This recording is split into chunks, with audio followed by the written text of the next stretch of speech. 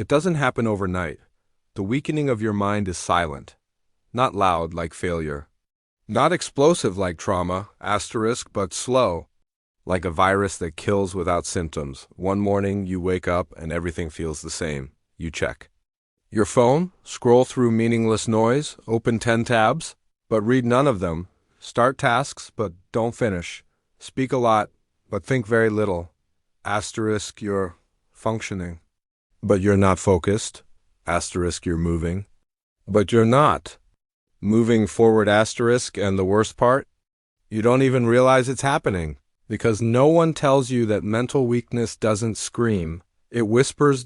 It shows up in how easily you're distracted, in how fast your patience runs out, in how uncomfortable you feel just being alone with your thoughts. You mistake comfort for peace, distraction for productivity, constant input for intelligence. But deep down, your mind is shrinking, not in size, but in strength. The ability to sit still. Gone. The power to stay focused for more than 10 minutes. Gone. You've traded clarity for convenience, awareness for speed. Depth for dopamine. This is the silent decline. And millions are trapped in it right now. But the real danger? It feels normal until one day you try to do something truly hard, focus, create, heal, and realize you can't because your mind has grown weak in a world that rewards weakness. But here's the truth they won't tell you. Mental strength isn't lost all at once. It's surrendered. One notification, one shortcut, one excuse at a time. Your brain wasn't designed for this. It wasn't built to process thousands of notifications. To switch from video to message to meme to reel every 12 seconds. But that's exactly what's happening. And every time you swipe, scroll, or click, your mind fragments just a little more. You're not consuming content. Content is consuming you. Dopamine spikes. Attention drops. You crave more stimulation, but you feel more empty. And still, you scroll because you've become addicted to novelty. Not knowledge. You've trained your brain to chase speed. Not depth. You start avoiding silence, avoiding boredom, avoiding anything that demands stillness or thought. But silence is where clarity lives, and boredom is where creativity is born. Without them, your mind becomes reactive, not reflective. You're not thinking for yourself anymore. You're just reacting to whatever the algorithm decides you should see next. And while you're distracted, you're losing something precious. Your attention, your memory, your control. Every second spent in mindless consumption weakens the muscles of focus. Think about it. When was the last time you read 10 pages without reaching for your phone? When was the last time you just sat and thought? In the name of staying connected. You've disconnected from yourself, and this isn't by accident. Big tech has turned your attention into a product. They don't want you focused. They want you dependent. And the more fragmented your attention becomes. The weaker your mind grows. Comfort feels safe. It tells you you're okay. You've earned this. Relax. But comfort has a dark side. It doesn't just protect you. It traps you. Slowly. It turns into resistance to challenge, to change, to growth. You stop pushing, stop reaching. Stop facing discomfort. The very thing your mind needs to grow. Comfort isn't peace. It's paralysis in disguise. Think about the last hard thing you avoided. A conversation you didn't want to have. That workout you skipped. That project you postponed. Because you couldn't do it.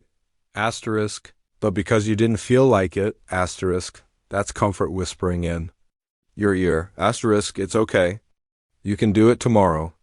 But tomorrow becomes next week. Next week becomes never. And your ability to endure hardship fades. Here's the hard truth. Discomfort is where the mind strengthens. When you do what's hard, you build willpower. When you sit with pain, you build emotional resilience. When you delay gratification, you reclaim control. But when you choose comfort over challenge again and again, you're not relaxing, you're training your mind to fold under pressure. That's the lie of comfort. asterisk, it makes you feel good in the moment, but it steals your strength over time. And soon, you don't even know what discipline feels like, asterisk, because you've never needed it. Your life becomes soft, and so does your mind, asterisk, the good news.